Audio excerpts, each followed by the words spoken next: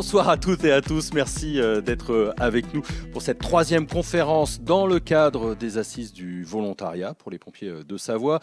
Troisième conférence parce qu'on a eu deux autres soirées. La première c'était à Albertville il y a quelques mois où on avait parlé entreprise et volontariat.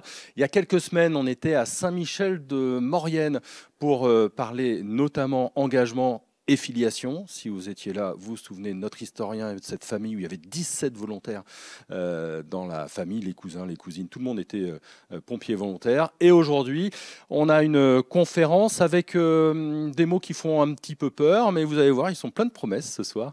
C'est le mot du management et du leadership. Alors, juste avant, pour ceux d'entre vous, j'ai des consignes, ceux d'entre vous qui êtes d'astreinte, car dans cette salle Bellevarde à Challes-les-Eaux qui nous accueille et on les remercie vivement, il n'y a pas de réseau, mais si vous êtes d'astreinte, eh ben, il y a un petit peu de Wi-Fi qui est mis à notre disposition.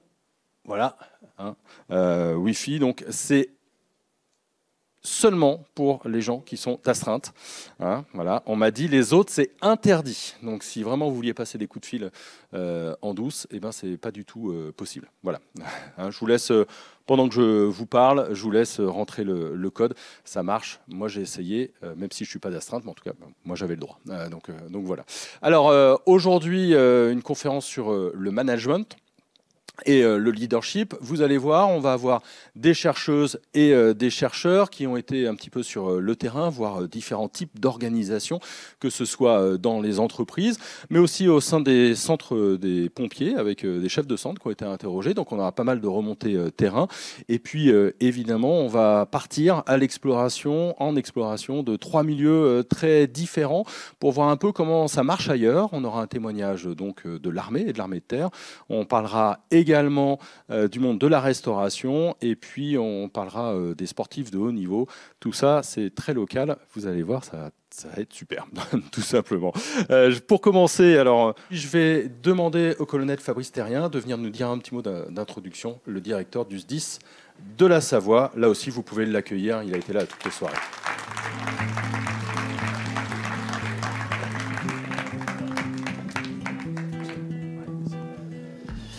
Bonsoir à toutes et à tous. Mes premiers mots sont pour excuser notre président du conseil d'administration, André Pointet. Il n'a pas pu se joindre à nous ce soir.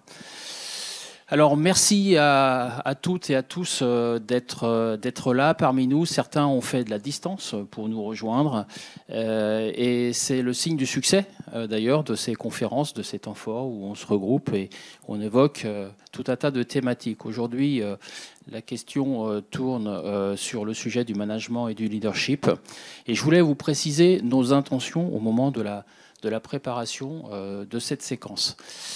La première, c'est d'introduire chez chacune et chacun d'entre nous un questionnement sur nos pratiques, parce que nous sommes des pratiquants, nous sommes des managers pratiquants et pas simplement des croyants. Et dans cette affaire-là, il y aura tout au long de la soirée de la matière pour questionner nos pratiques. Il y a aussi la question des points de vue. On aura beaucoup de points de vue à partager, on entendra beaucoup de points de vue, et c'est aussi intéressant de concevoir l'arrivée de ces points de vue différents, de les accueillir. Ce sont des points de vue, j'ai envie de dire, qui nous apporteront différents éclairages, mais ce ne sont pas des leçons, parce qu'en matière de management, en matière de leadership, personne ne détient la vérité en réalité. La dernière intention, c'est de vous parler du lien en ce qu'il peut produire sur nos organisations, sur nos groupes, et à quel point il est précieux de le cultiver, tellement ces effets peuvent être féconds au sein d'une caserne de sapeurs-pompiers, de volontaires, par exemple. Voilà. Et puis, au final, nous sommes rassemblés, et en cela, nous faisons lien aussi ce soir, et j'espère que cette soirée sera nourrissante pour chacune et chacun d'entre vous. C'est parti ? C'est parti, merci beaucoup. Hop, je vais récupérer le... Il a failli me piquer le micro, dites donc. Alors, vous avez compris, c'est une soirée où on va pas mal parler, il va y avoir beaucoup d'informations, à pas mal cogiter, peut-être s'inspirer, peut-être pas mal échanger aussi. 2 temps dans cette soirée. On aura d'abord des chercheuses et des chercheurs. Alors, le premier duo, il nous vient de l'Université Savoie-Mont-Blanc. Ils seront sur scène dans quelques instants. C'est Caroline Matelin-Pierrard et Mathieu Battistelli. Ils ont travaillé sur des entreprises qui ont des organisations différentes de celles qu'on connaît. Ils vont nous raconter tout ça, et puis avec des exemples très concrets. On aura ensuite Nicolas Alfano. Alors, lui, il nous vient de Brest. Un grand merci à lui pour avoir fait le voyage. D'ailleurs, merci à tous les invités de s'être déplacés pour cette soirée. Nicolas Alfano, il a travaillé notamment sur l'encadrement en gendarmerie. Il a aussi appelé des chefs de centre en Savoie. Donc là aussi, on aura pas mal de concrets. On passera aux différents milieux qu'on va explorer ce soir avec nos invités. On aura le capitaine Paul-Florent Borret, qui est officier au 13e BCA. Alors à Challes-les-Eaux, on les connaît bien, ils sont juste à côté, le bataillon de chasseurs alpins, qui nous racontera comment on s'organise dans l'armée de terre. On aura Romain Bonnier. Romain Bonnier, si vous n'avez pas encore mangé chez lui, il faut y aller. Il est restaurateur au Saint-Jean, à Saint-Jean-d'Arvey. Je vous fais un peu de pub au passage. Hop, ça ne mange pas de pain. Il nous parlera comment il s'organise dans sa cuisine. Et puis pour explorer le monde du sport du haut niveau, on aura Pascal Duprat avec nous pour parler entraînement avec les sportifs et comment il gère ses équipes et les personnels autour. Voilà, donc une soirée, vraiment, on aura beaucoup de choses à dire. Vous allez voir, ça va être très timé. On aura la voix des pompiers également sur scène avec moi. Ce sera le capitaine Charles Vernet qui sera véritablement le représentant. Lui aussi, il a été chef de centre et on pourra dialoguer. On terminera évidemment avec des questions et des réponses, j'espère, beaucoup. Et puis par un buffet. 2 derniers remerciements. L'entreprise De Four qui nous permet d'être en direct sur les réseaux sociaux et pour filmer cette soirée. Et puis le COP qui nous a permis d'avoir un petit peu de Wi-Fi. Voilà, je vais vous demander d'accueillir avec moi Caroline Matelin-Pierrard et Mathieu Battistelli qui vont venir de vous parler de l'organisation des entreprises.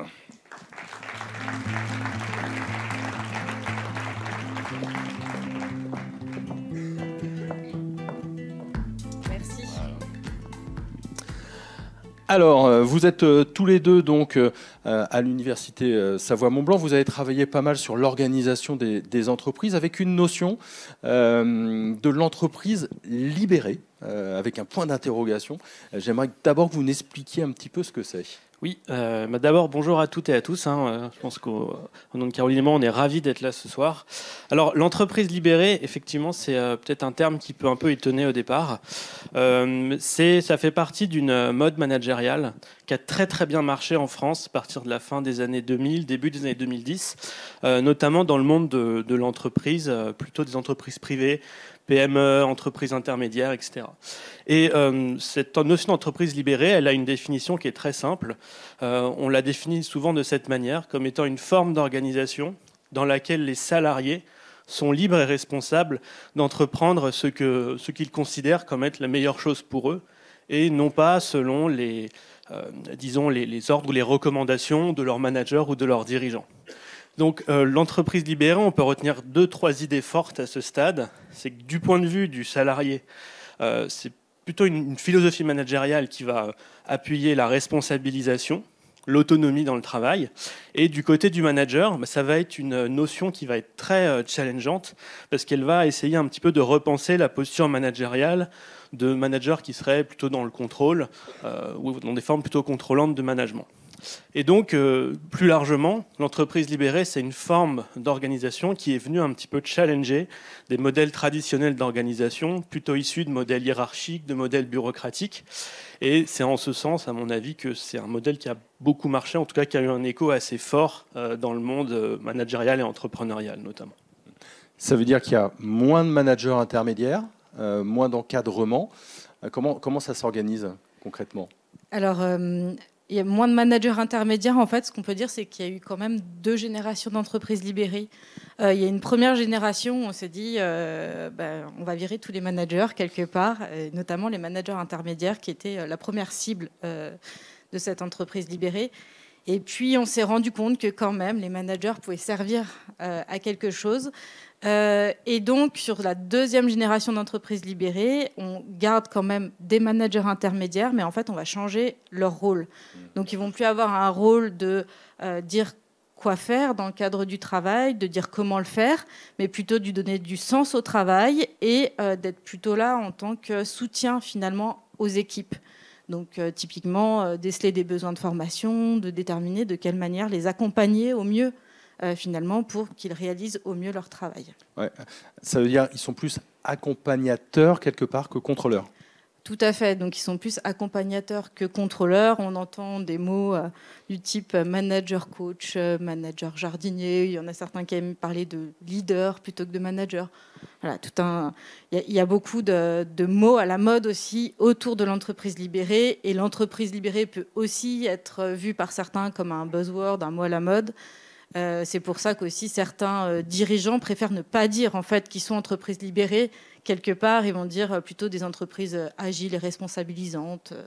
Ou voilà, on va choisir d'autres termes un peu moins quelque part porteurs de promesses qui peuvent être difficiles à tenir aussi derrière auprès des salariés. Finalement, si on est libéré, ça veut dire quoi? Ça veut dire qu'avant on était enfermé. Ça veut dire que finalement c'est l'anarchie. Non, c'est pas ça non plus l'entreprise libérée. Donc le terme peut porter à confusion.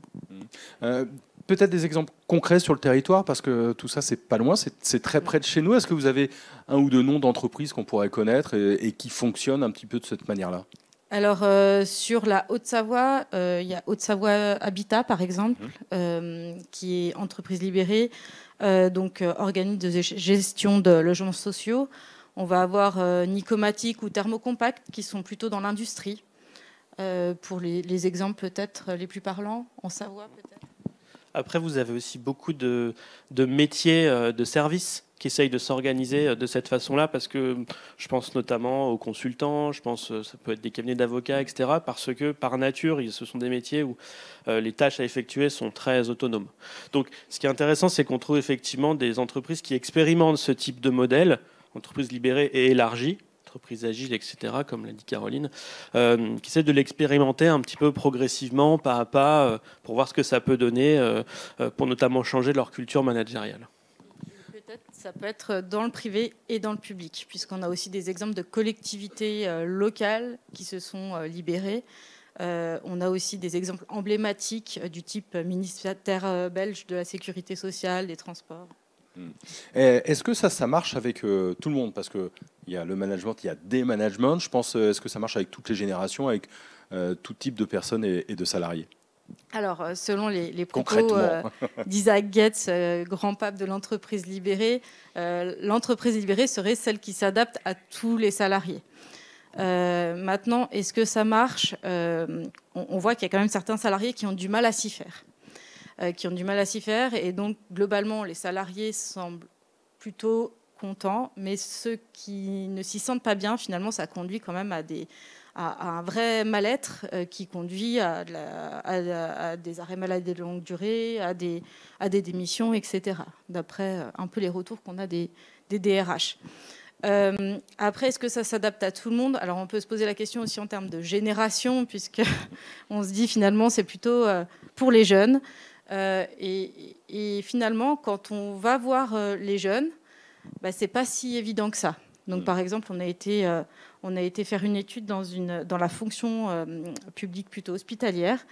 Et là, on voit par exemple que les plus jeunes auraient davantage envie effectivement d'être autonomes, de pouvoir participer finalement à la prise de décision dans le cadre de leur travail, de se sentir écoutés aussi parce qu'ils ont des choses à apporter, notamment ils sont à la pointe sur les dernières exigences, par exemple, du métier, parce qu'ils sortent des études et donc ils ont des connaissances à ce niveau-là.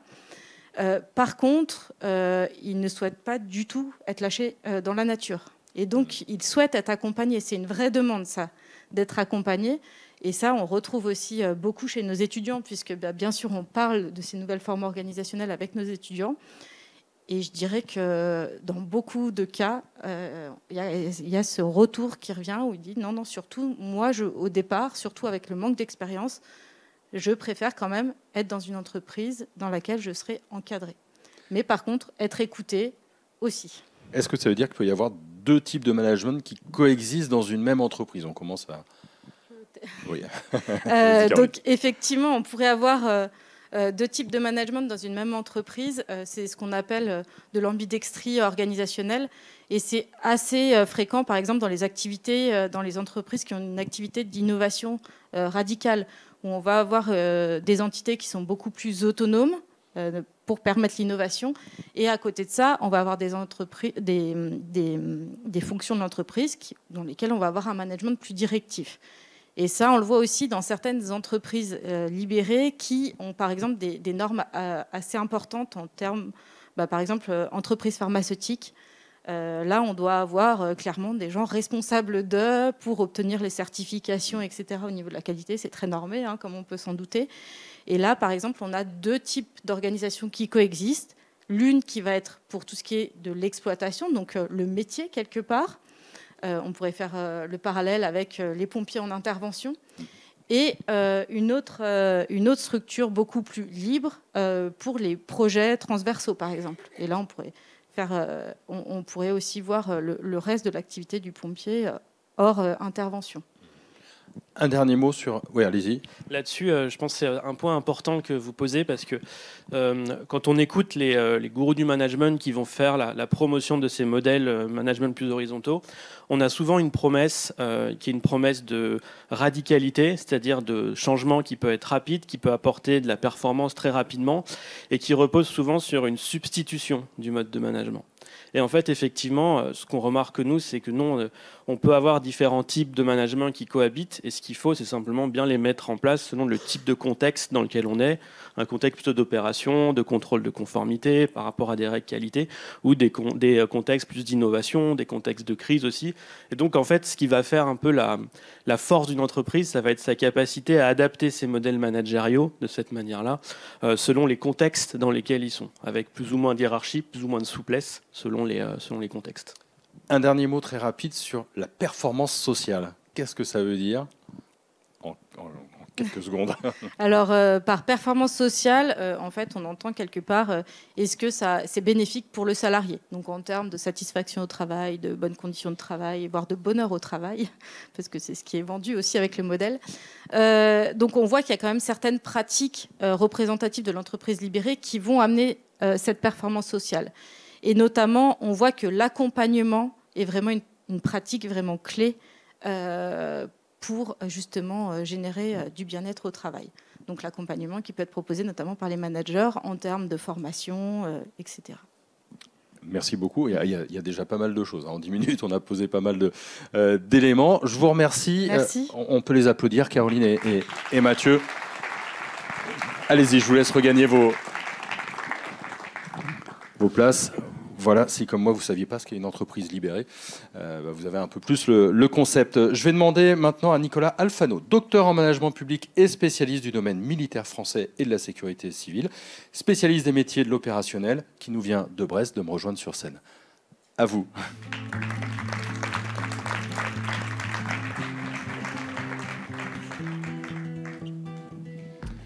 Bonjour à tous, merci de m'accueillir.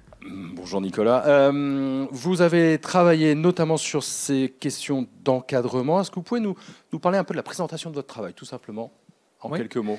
Oui, en fait, pour comprendre un petit peu ce que je fais au quotidien, donc comme mes collègues, je suis chercheur à l'université, je suis sur un modèle un petit peu particulier qui s'appelle le contrat postdoctoral. Donc en gros, l'idée, c'est que je travaille sur contrat sur des projets de recherche bien particuliers.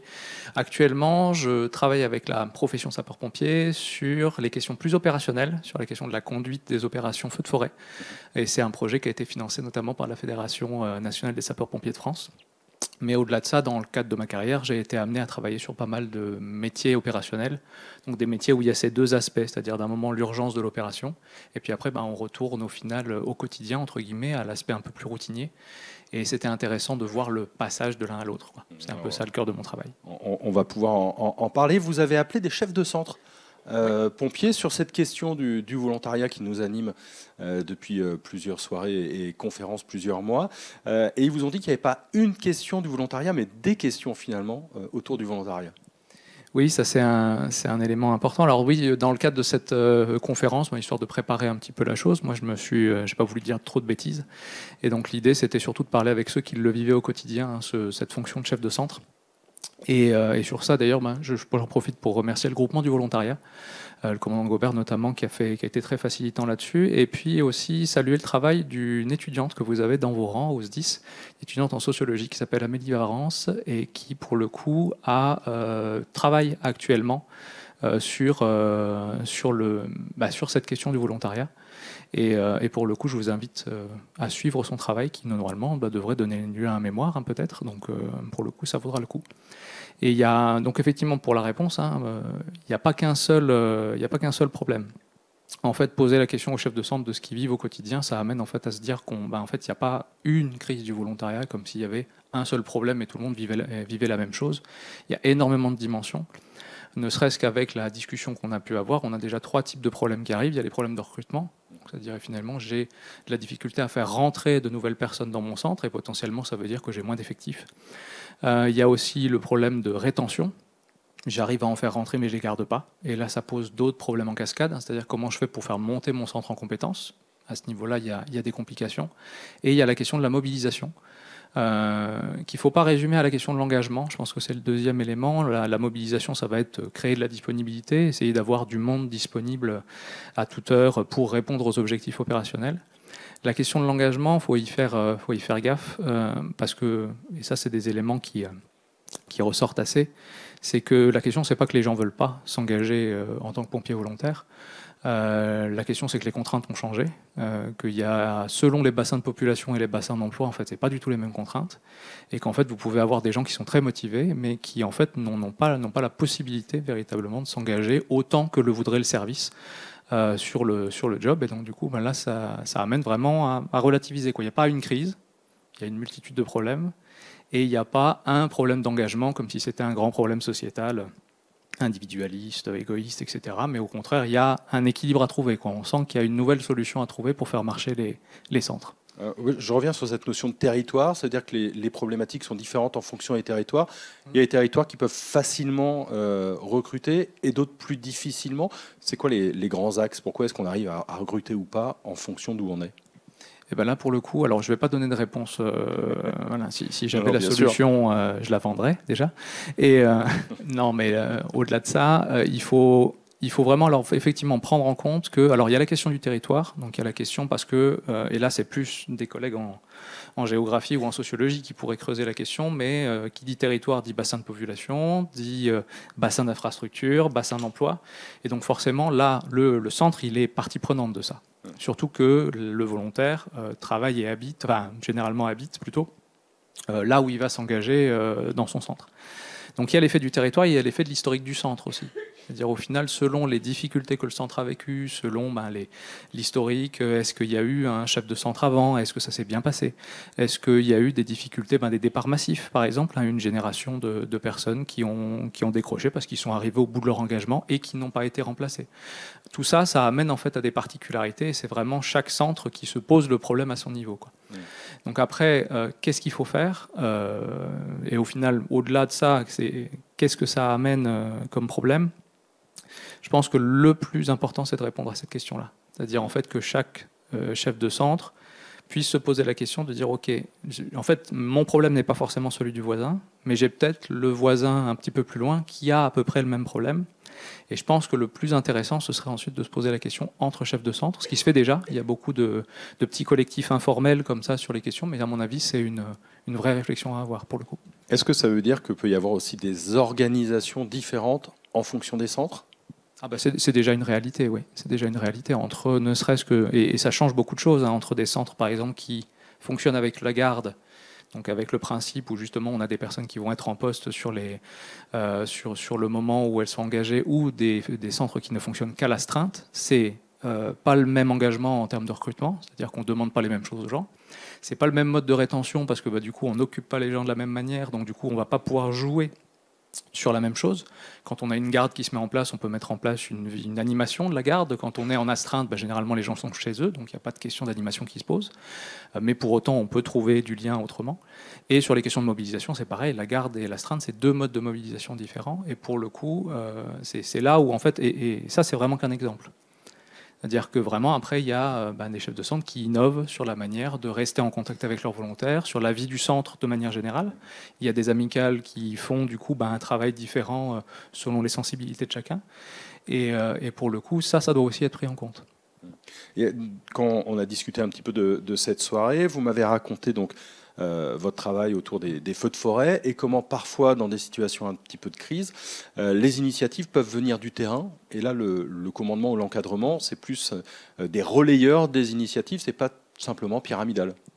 Oui, là pour le coup, en fait, c'est un élément qui remonte de toute façon, alors on peut s'inspirer de l'opérationnel là-dessus. L'autonomie est une bonne chose. Alors l'autonomie, là aussi, on a parlé avec l'entreprise libérée, l'autonomie ne veut pas dire l'anarchie, ni veut pas dire l'absence complètement de cadre, etc. Mais en fait, il y a d'autres manières de poser un cadre que de poser une règle, par exemple. De dire ce sera comme ça et comme ça. Voilà l'objectif, voilà la manière de faire. On peut donner l'objectif sans donner la solution de comment on va y arriver. Et je pense que c'est intéressant.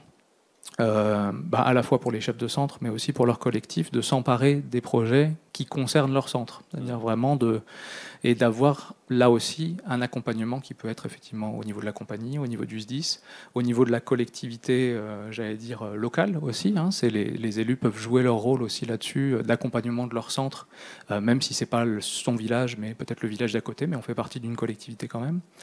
Et tout ça, c'est des éléments en fait, qui vont permettre de trouver des solutions concrètes aux problèmes qui se posent sur le centre. Parce qu'une solution générale, là, pour le coup, ne fonctionnerait pas.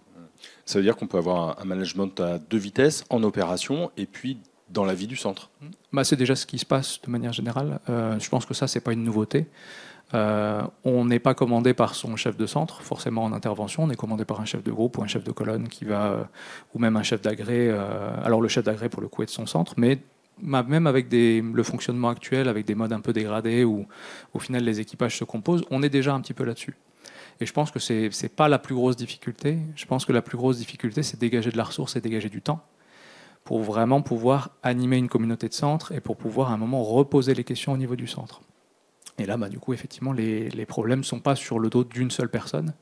C'est là aussi où on en discutera peut-être après, mais le rôle du chef de centre, c'est de jouer sa part. Mais en fait, il peut aussi laisser la place à ce que d'autres jouent leur part. Et pour le coup, la responsabilisation va jouer à plein là-dessus. Merci beaucoup, Nicolas. C'est beaucoup d'éléments de réflexion. Je vais vous proposer de vous asseoir avec nous sur scène. Vous reviendrez à la fin. Hop, je vous récupère le micro. Parce que c'est un trésor, ce micro. Et vous reviendrez à la fin pour nous faire une petite synthèse. Je vais appeler avec moi la voix des pompiers ce soir. C'est le capitaine Charles Vernet. Voilà. Charles, avec nous. Vous voyez, vous pouvez l'applaudir.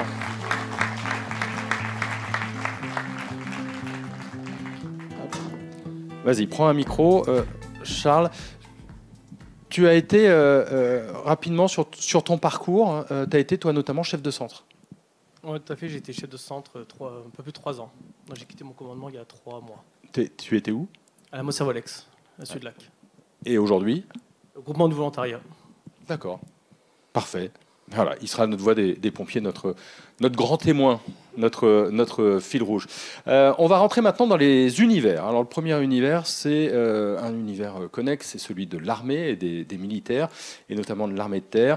Je vais vous demander d'accueillir sur scène le capitaine Paul-Florent Borret, qui est officier au 13e BCA, juste à côté d'ici.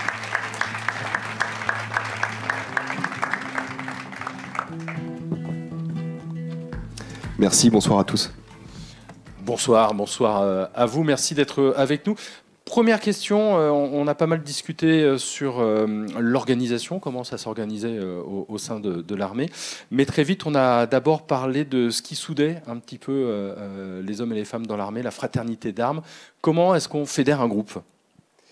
Alors encore une fois, et le colonel l'évoquait en préambule, il n'y a pas de recette miracle dans notre institution. Cependant, la cohésion pour nous passe par l'affrontement de l'adversité en collectif.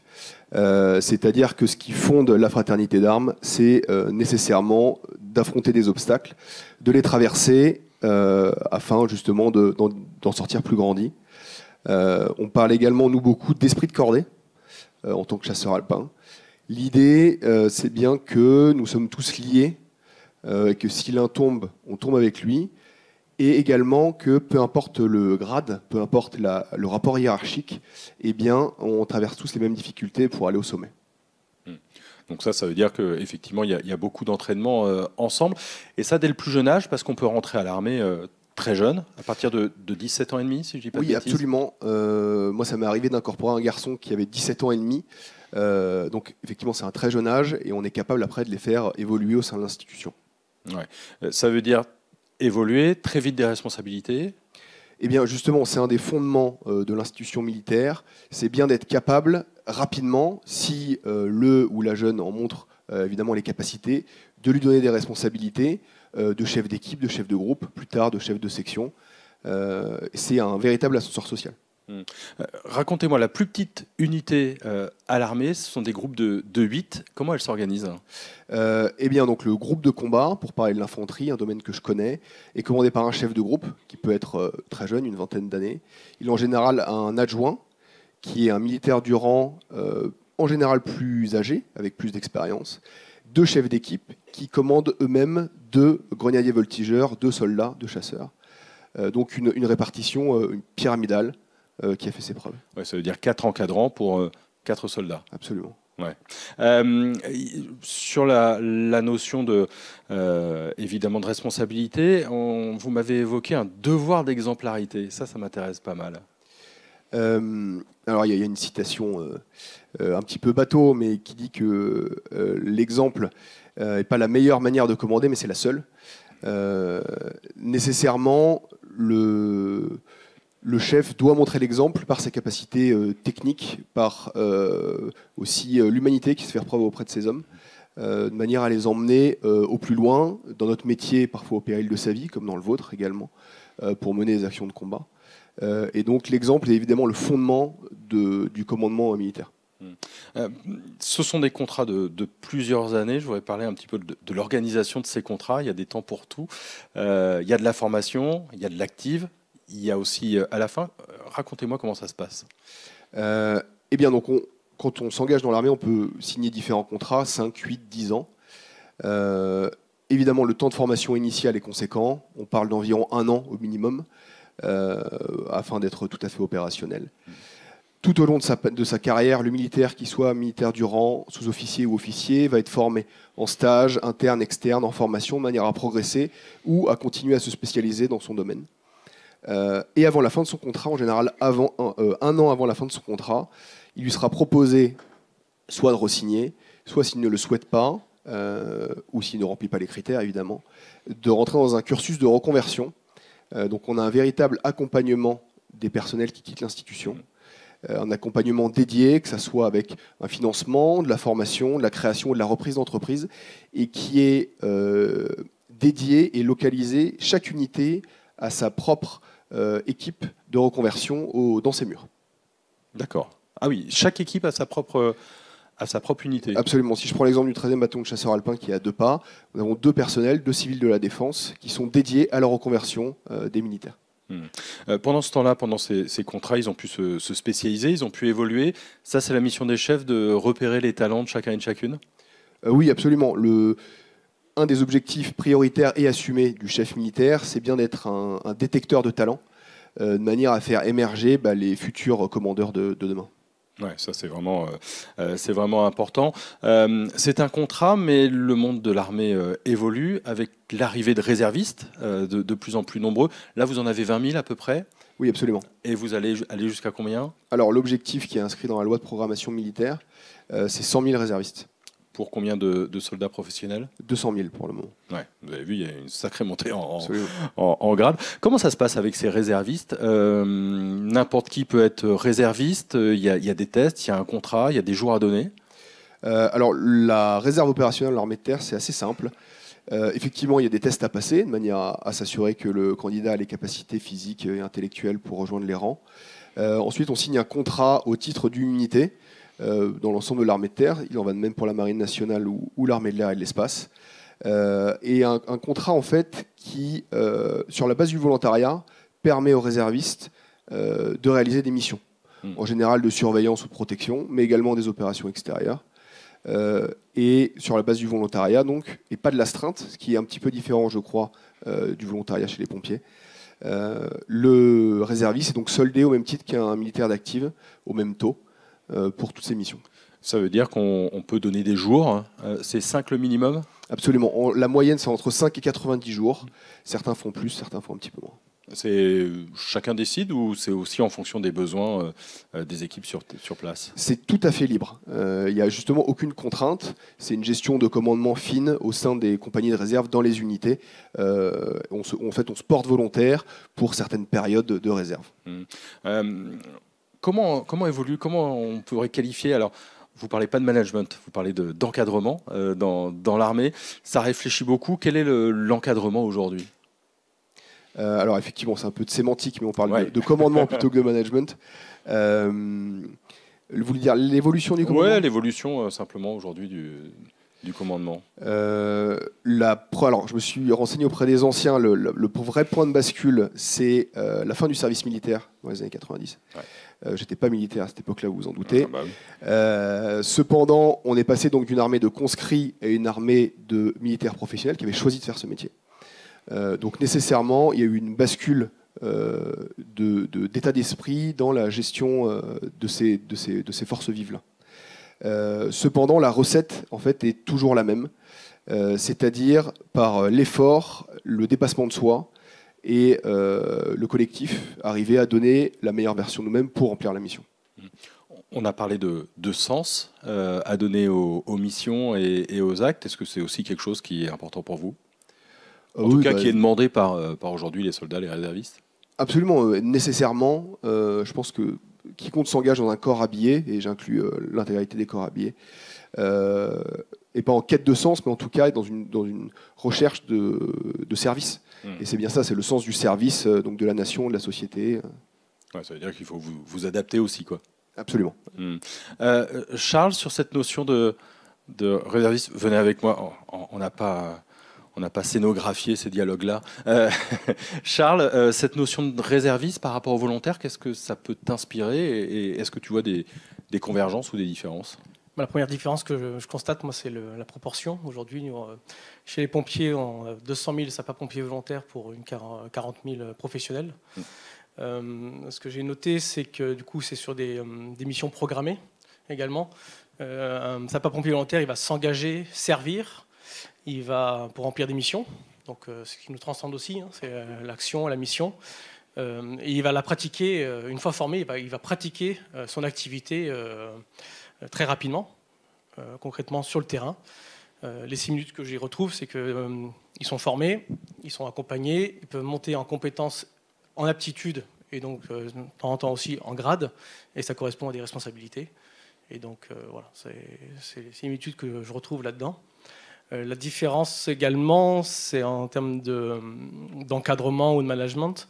On a des centres 100% volontaires, donc ils sont managés par des volontaires. On a des centres mixtes, on n'a pas de centre 100% professionnel. Mais donc, ce sont des sapeurs-pompiers, qu'ils soient professionnels ou volontaires, qui interagissent, qui se forment, qui interviennent ensemble constamment. La mixité est présente sur intervention et en caserne. Voilà. Cette notion de mixité, peut-être? Oui, absolument. Donc, chaque unité de l'armée de terre a une compagnie de réservistes. Cependant, il y a assez peu de mixité, c'est-à-dire que de manière générale, ce sont donc les actifs qui remplissent les missions. Les réservistes sont bien là en complément pour soutenir l'effort donc de l'unité. Cependant, comme on l'évoquait, la tendance va s'inverser, en tout cas, se rééquilibrer bientôt, puisque le nombre de réservistes est en train d'augmenter drastiquement. Ouais, ça vous préparez, ça se prépare comment? Ça veut dire plus de formation, plus d'accueil, plus de locaux, plus de tout?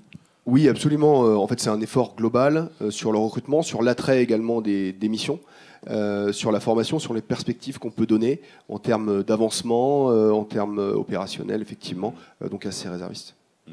Merci beaucoup. Merci. Je vais vous inviter, on peut l'applaudir parce que...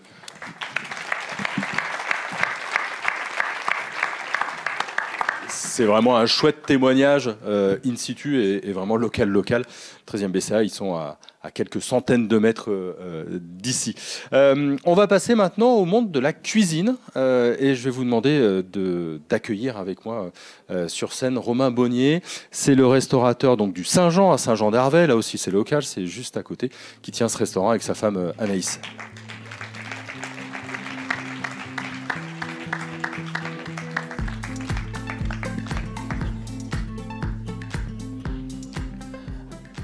Alors Romain, merci d'être avec nous. Il y a une première particularité, c'est que vous êtes avec nous, vous n'êtes pas en cuisine. Voilà, c'est ça. Et vous êtes ouvert, ça veut dire que l'équipe, elle bosse là. Exactement. Donc j'ai une équipe qui est très jeune aujourd'hui et qui a pris ses responsabilités ce soir. Hein. J'ai même, on va dire, rien eu besoin de dire parce qu'ils ont pris vraiment leurs responsabilités eux-mêmes. Ouais. Vous qui avez fait des chefs étoilés, ça n'aurait pas été possible vraiment ailleurs, ça? Pas vraiment. Pas vraiment. Moi, je me rappelle encore de restaurants étoilés, donc certains 3 étoiles, où en fait, on demandait l'autorisation avant d'envoyer une assiette. Il fallait que ça passe par un responsable. Là, on ne parle pas de sauver des vies. Hein. Nous, on fait de la cuisine. Hein. Ouais. Pour voir la similitude un petit peu de nos métiers, où en fait, historiquement, on avait cette rigueur. Elle y est toujours. Hein. Oui, parce que là, il bosse, ça ne veut pas dire qu'il n'y a pas de rigueur. Hein. Exactement. Mais il bosse sans que vous soyez là. On a quelques images de votre cuisine à projeter à tout le monde.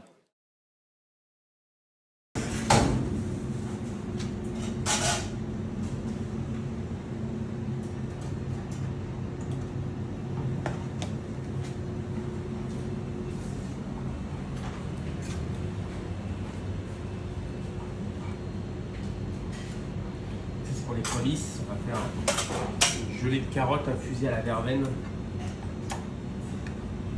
Sur-dessus, on va venir mettre des pickles de carottes de couleur.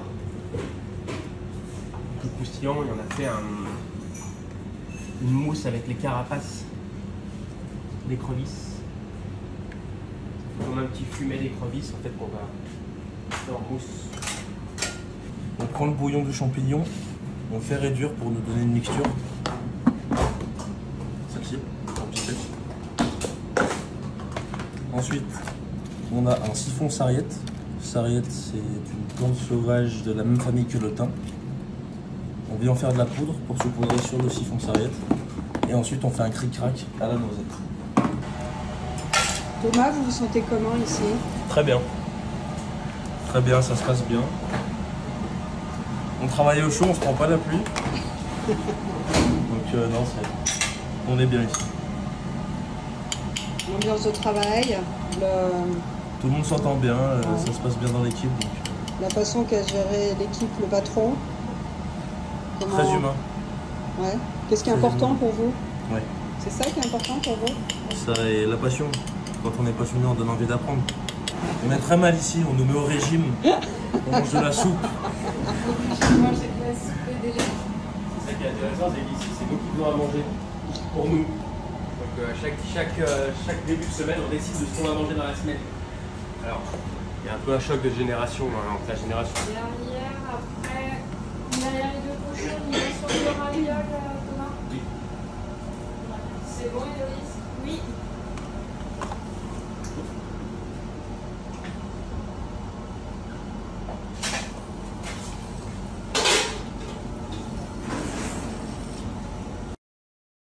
Ce sont des images de Virginie Perrin, grand reporter au SDIS des pompiers. Vous pouvez la remercier, on la remercie vivement. Plutôt une bonne ambiance dans votre cuisine. Moi, j'avais des souvenirs de cuisine où c'était un peu tendu, où ça criait. Là, c'est plutôt cool, c'est silencieux, ça rigole. Oui, il faut que ça reste fluide. C'est vrai que moi, j'ai appris dans des cuisines où c'était une rigueur vraiment militaire, où on entendait les mouches voler. On n'avait pas le droit de parler, mis à part de dire oui, chef. C'était vraiment Alors qu'aujourd'hui, il faut revenir aussi avec qui on travaille. On est dans une génération où là, moi, Thomas, donc, qui a parlé à 21 ans, donc c'est le plus vieux de la cuisine après moi. Ah oui. Donc on a en fait un salarié, donc Thomas, qui a 21 ans, et après ils ont 16 ans et 18 ans, donc 2 apprentis. Donc on est sur des jeunes. Donc faut vraiment faut leur faire comprendre qu'il y a une rigueur, qu'il y a une façon de travailler et qu'il y a du travail, mais qu'à la fois ça peut très bien se passer aussi. Ouais, comment vous les accompagnez justement? Je crois que chez vous, et c'est pas le cas dans toutes les cuisines, on peut changer de poste pour aller découvrir un autre poste, un autre métier de la cuisine. Voilà, c'est l'attrait. C'est vrai qu'aujourd'hui, on fait un métier passion, je pense comme beaucoup de métiers aujourd'hui. On fait un métier passion et il faut garder cette flamme, en fait.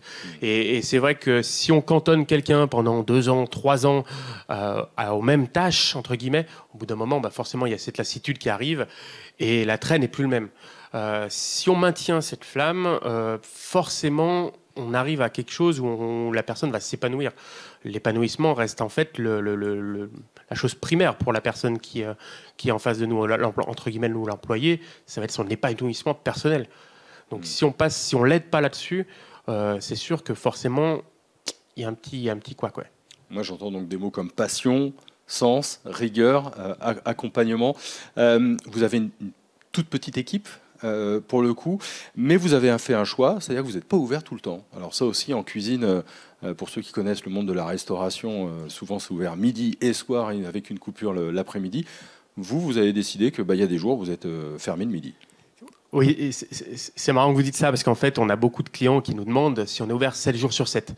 C'est ce qui se faisait en fait avant. Avant, c'était ouvert 6 jours sur 7, et le 7e jour, ils faisaient la comptabilité. Ouais. Ça, c'est la restauration des années 80. C'est vrai, ils bossaient beaucoup. Aujourd'hui, nous, le modèle est plus le même. En tout cas, nous, notre modèle de restaurant, on est une petite structure et en fait, oui, on est fermé l'équivalent aujourd'hui quasiment 3 jours et demi par semaine. On travaille plutôt les soirs, on essaye d'éviter les coupures. Ce qu'on appelle les coupures, c'est le travail du midi, le service du midi et le service du soir. En fait, on essaye d'adapter toutes ces conditions un peu difficiles à ceux qui veulent venir travailler chez nous. Hein.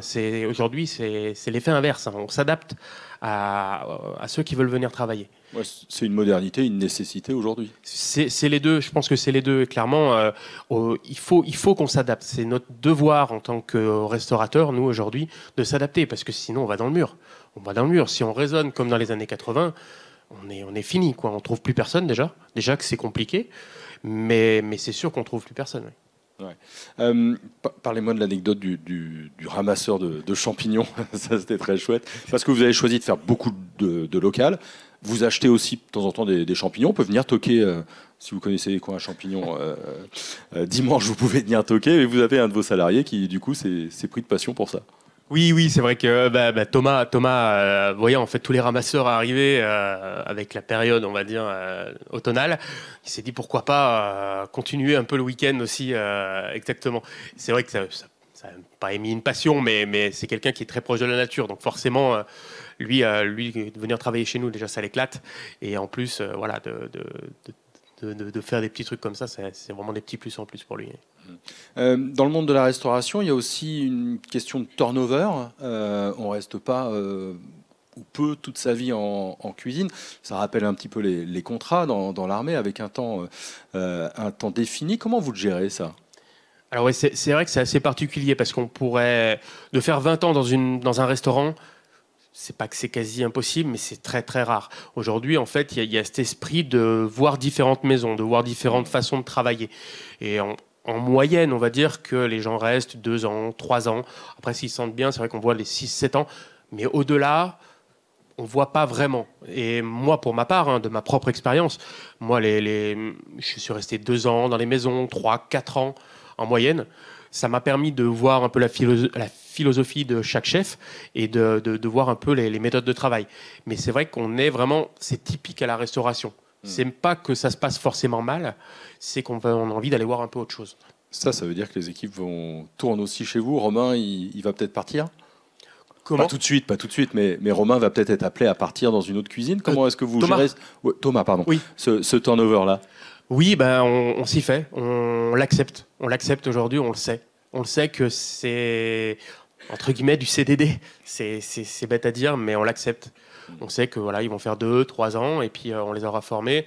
Mais c'est comme ça. Je l'ai fait, donc il n'y a pas de souci. Il y a une formation permanente et un accompagnement. Dernière question sur le sens. Vous bossez plutôt avec des produits locaux. Je ne peux pas aller manger des huîtres chez vous. J'ai bien compris. Non, c'est pas possible. Non. C'est vrai qu'on travaille beaucoup sur les produits locaux. C'est notre philosophie avec Anaïs de travail et de vie. C'est-à-dire que pourquoi aller chercher quelque chose d'extraordinaire alors qu'en fait on a un terroir de folie en Savoie. Hein.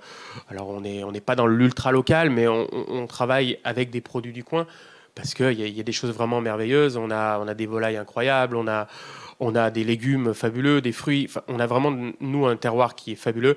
Et notre grosse force, nous, c'est tout ce qui est le travail un peu du végétal, et notamment des herbes, beaucoup d'aromatiques. Aujourd'hui, Anaïs fait le jardin. Donc, ça nous permet d'apporter une note épicée un peu par les herbes, en fait.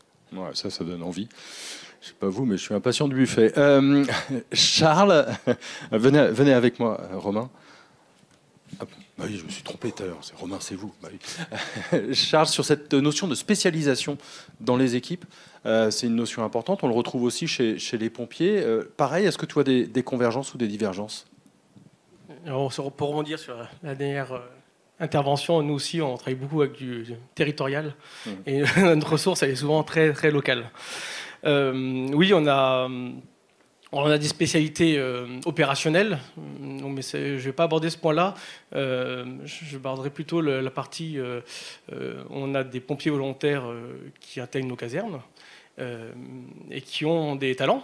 Voilà, parce qu'ils sont dans le monde de l'entreprise, ils sont entrepreneurs, ils sont salariés. Et ben nous, voilà, on s'adapte et il faut qu'on s'appuie aussi sur ces talents, ces qualités, pour prendre leur part de responsabilité dans le fonctionnement d'une caserne, mais aussi pour apporter une plus-value sur intervention, sur du matériel, sur de la technique, sur de l'échange. Voilà, donc on doit s'adapter. C'est un vrai défi pour nous, en fonction des territoires. Comme l'a dit Nicolas, il n'y a pas une crise, il n'y a pas un problème, il y a des problèmes. Et voilà, donc notre défi, c'est vraiment de s'adapter aussi, en prenant en compte voilà, les talents de chacun, en sachant qu'on ne pourra pas forcément tout le temps les garder. Et il faut accepter aussi que de temps en temps, ils partent parce qu'ils ne peuvent plus ou ne veulent plus s'engager ou continuer leur engagement. Paul Florent, pareil, même réflexion dans l'armée? Oui, effectivement, je rejoins tout à fait mon camarade sur le sujet. Moi, j'avais une question concernant Thomas, qui est décidément la star de la soirée. Quelle perspective peux-tu lui donner? Parce qu'on parlait de turnover. Qu'est-ce qu'il peut attendre de ces années chez toi? Est-ce qu'il peut devenir chef, je ne sais pas de quoi d'ailleurs, parce que je n'ai pas les termes, ou est-ce que son destin, c'est forcément d'être formé à tes côtés et de quitter pour un autre établissement? Alors aujourd'hui, en fait, c'est ce qu'il attend, parce que voilà, 21 ans, on a beaucoup de choses encore à apprendre. Il attend en fait d'avoir cette philosophie qui est transmise et d'avoir la technique en fait. Et en interne, nous, on est répartis en postes. On appelle ça une brigade aujourd'hui. On appelle une brigade de cuisine qui est, voilà, ça remonte d'Escoffier qui avait mis ça en place à l'époque, au début du siècle. Et en fait, c'est vraiment segmentisé. C'est-à-dire qu'il y a une personne qui est à la viande, une personne qui est au poisson, une personne qui est aux entrées froides, une aux entrées chaudes. Alors chez nous, c'est un peu rapproché parce qu'il y a moins de monde que ça, mais dans les grandes brigades, on va dire, dans les grands restaurants 3 étoiles, ce genre de choses, moi j'ai eu travaillé à Paris où en fait je m'occupais que des cuissons et des jus des viandes, c'est tout. Je ne touchais pas une assiette. Et c'était segmentisé. Et ça tournait, et on tournait. Il y en a un qui était aux cuissons des poissons. Et tous les 6 mois, on arrivait à tourner. Et je pense qu'aujourd'hui, Thomas, en fait, va évoluer en interne. Dès janvier, on a déjà mis en place qu'il allait déplacer sur un autre poste, sur les entrées froides, pour voir un peu tout ça, qui lui permettra peut-être de gagner en confiance en lui et de connaissances, et qui lui permettra aussi de mieux manager aussi de son côté. Moi, l'idée, c'est que je laisse aussi la place. C'est que je m'écarte un petit peu plus et de manière à ce qu'il puisse gérer tout seul. L'autonomie, on en revenait, on en parlait tout à l'heure, l'autonomie, c'est primordial, je pense, aujourd'hui, et on ne peut pas passer outre, vraiment. Merci beaucoup. Je vais vous inviter à vous asseoir. Et puis, je vais inviter notre dernier invité à me rejoindre sur scène. C'est Pascal Duprat. Il a été joueur, il a été entraîneur. Vous pouvez l'applaudir.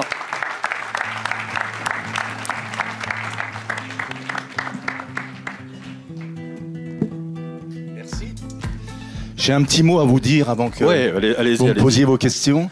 Je voudrais vous signifier tout mon plaisir, mon honneur d'être ici ce soir parmi vous, à double titre. Le premier, c'est ma petite notoriété m'a souvent été désignée parce qu'on me nomme le pompier de service. Et j'ai toujours répondu que je préférais être un pompier qu'un pyromane. Voilà, j'espère ne pas avoir été trop pyromane dans les clubs que j'ai fréquentés. Et la deuxième chose, c'est de revenir au pays, tout simplement. Et c'est chaque fois un plaisir immense pour moi que de revenir chez moi. Voilà, merci. Ouais, parce que vous pouvez. Parce que plus de 20 ans du côté de Thonon-Évian, Toulouse, Caen, Saint-Étienne et Dijon, rien que pour la carrière d'entraîneur. Vous faites une erreur. Ah, pardon. C'est la première. Et voilà. C'est surtout Évian, Thonon, Gaillard. Ouais. Voilà. Ouais, mais ça n'a pas toujours été ce nom-là. Le club originel, c'est le FC Gaillard, celui qui, sur le temps long, là aussi, a construit ma toute petite réputation. Mais d'emblée, je tiens à dire qu'on ne fait jamais rien tout seul, vous le savez bien davantage que moi. C'est aussi valable pour le football, bien entendu. Et puis vous avez coaché des amateurs pour voilà. les caméras de France Télévisions. Fontenay-le-Vicomte. Oui, c'était une expérience sympa. On m'a demandé de faire du cinéma. Alors certes, je n'irai pas à Cannes, je ne pense pas. Mais toujours est-il que c'était un moment sympa, presque un retour, plus qu'un retour à ma période où j'étais entraîneur amateur au FC Gaillard. Oui. On a un petit... Cette année, c'est vraiment compliqué. En début d'année, on se prenait BD7 ou 8-0.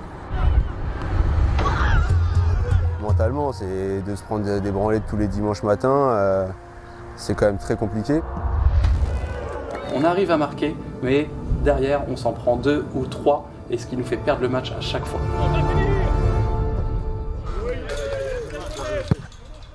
Bon les gars. Oh, il y a monsieur Duprat les gars. Je vous présente monsieur Pascal Duprat. La transpiration du professionnel, c'est la même que l'amateur. Hein. Le mec qui pue des pieds à côté de toi, c'est le même. Hein.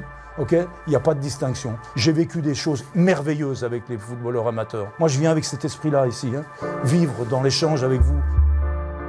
Bah moi, quand on me dit Pascal Duprat, directement, je pense à l'élite. Hein. Genre, c'est quand même un ancien coach de Ligue 1. Là, ça commence à être bon. Voilà. Coach Duprat, par rapport aux entraînements habituels, il nous apporte une certaine rigueur. T'es en retard. Tu fais chier. J'ai jamais été une star, mais j'ai quand même une bonne carrière amateur derrière moi, pas mal, avec des beaux matchs joués dans des bonnes divisions. Tu vois ça là? Il aura toujours la même chose.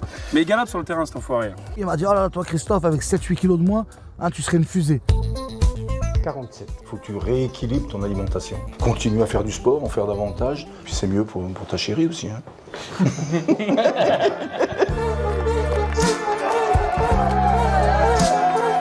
Et c'est bien ça, péresse pas, oui, oui, oui, oui. Ah, putain.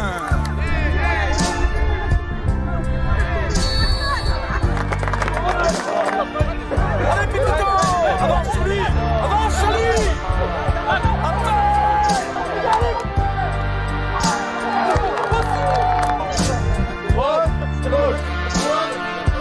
La constante chez moi, c'est de donner la meilleure version de soi tous les jours. Pas uniquement quand on est à l'entraînement sur le terrain, mais tous les jours. Parce que je pense que quand on se comporte bien, eh bien on récolte du bon. Voilà. Sacrée expérience. Ouais, c'est une expérience enrichissante. En fait, c'est le fil conducteur de ma vie, c'est certainement... Mes mots vont être, on va dire, désarmants de simplicité ce soir. C'est les mots que vous connaissez. Et moi, je ne fais rien tout seul, j'ai toujours fait avec les autres. De ma maigre expérience et surtout de ma maigre réflexion, depuis tout gamin, je me dis, si je suis sur Terre, et comme on est nombreux sur Terre, c'est certainement pour faire avec ceux qui sont avec moi sur Terre.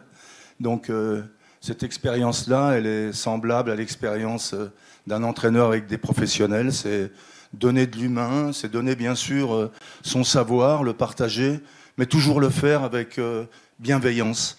La bienveillance, c'est la première fois qu'on en parle ce soir, mais au travers de tout ce que j'ai entendu, on sent qu'il y a de l'amour, de la bienveillance au travers des expériences de mes collègues.